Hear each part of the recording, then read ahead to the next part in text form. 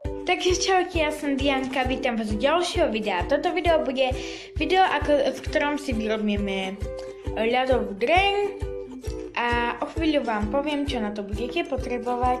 Budete na to potrebovať zmrznutý ľad, ovocnú šťavu, alebo teda ja tu mám si a ešte nejaký mixer, v ktorom to budete ten ľad drviť. Tak ja už som si ľad nachystala do tohoto, neviem ako to povedať, do tejto nádoby. A teraz ho ideme rozmixovať. Počkajte.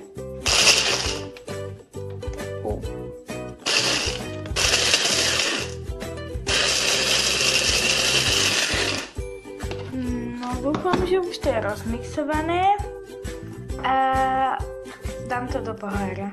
Tak ja už som si ten ľad dala do pohára a potom už stačilo naliať ten sirup alebo ovocnú šťavu. Presne neviem koľko, ale skúsime takto. A pomiešame.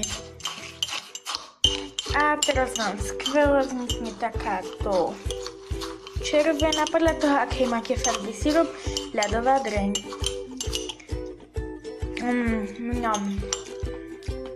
Chutí vynikajúco a dúfam, že ste si videjko užili. Ak sa vám páčilo, určite dajte like, odber, komentár a tak sa zatiaľ majte.